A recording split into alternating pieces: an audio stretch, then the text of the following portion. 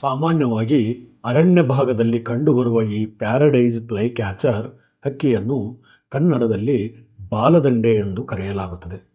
ಇಕಳಾರ ಗಾತ್ರದ ಈ ಹಕ್ಕಿಯ ಮೈಯೆಲ್ಲ ಕಂದುಗೆಂಪು ಬಣ್ಣ ಪ್ರಧಾನವಾಗಿದ್ದು, ತಲೆ ಹೊಳೆಯುವ ಕಪ್ಪು ಬಣ್ಣದಿಂದ ಕೂಡಿರುತ್ತದೆ.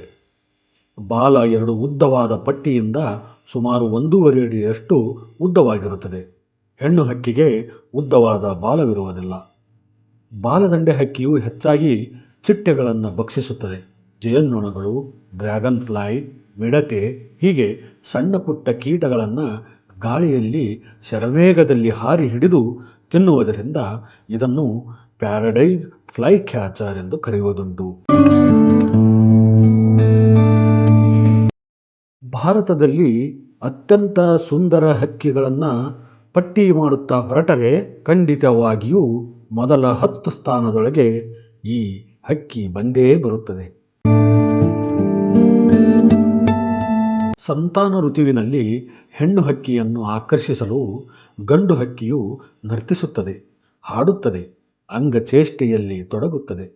ಗೂಡು ಕಟ್ಟುವ ಕ್ರಿಯೆಯಲ್ಲಾಗಲಿ, ಮೊಟ್ಟೆಗಳಿಗೆ ಕಾವು ಕೊಟ್ಟು ಮರಿಗಳಿಗೆ ಗುಟುಕು ನೀಡಿ ಬೆಳೆಸುವ ಕಾರ್ಯದಲ್ಲಾಗಲಿ ಸಾಮಾನ್ಯವಾಗಿ ಎರಡೂ ಹಕ್ಕಿಗಳು ಕೆಲಸವನ್ನು ಸಮನಾಗಿ ಹಂಚಿಕೊಳ್ಳುತ್ತವೆ.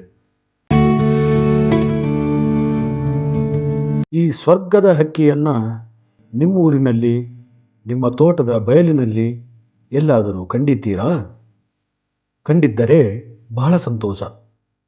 ನೀವು ಒಳ್ಳೆಯ ಪರಿಸರದಲ್ಲಿ ಜೀವಿಸುತ್ತಿದ್ದೀರಿ ಎಂದು ಖುಷಿ ಪಡೋಣ. ರಿಯಲ್ ಎಸ್ಟೇಟ್ ಹಾವಳಿಯಿಂದಾಗಿ ಮರಗಳನ್ನು ಕಡಿದು ಬರಿದು ಮಾಡಿದ ಲೇಔಟ್ಗಳಲ್ಲಿ ಖಂಡಿತವಾಗಿ ಈ ಪಕ್ಷಿಯನ್ನು ನೀವು ನೋಡಲಾರಿರಿ. ಈ ಹಕ್ಕಿಯನ್ನು ನೀವು ಕಾಣಬೇಕೆಂಬ ಬಯಕೆ ಇದೆಯೇ? ಇನ್ನೇಕೆ ತಡ? ನಿಮ್ಮ ಮನೆಯ ಸುತ್ತಮುತ್ತ ಒಳ್ಳೆಯ ಸುಂದರ ಹಸಿರಾದ ಪರಿಸರವನ್ನು ನಿರ್ಮಿಸಿ, ಸ್ವರ್ಗದ ವಾತಾವರಣವನ್ನು ನಿರ್ಮಿಸಿ. ಆ ಸ್ವರ್ಗದ ಹಕ್ಕಿ ಚಳಿಗಾಲದಲ್ಲಿ ತಾನಾಗಿಯೇ ಭೇಟಿ ಕೊಡುತ್ತದೆ.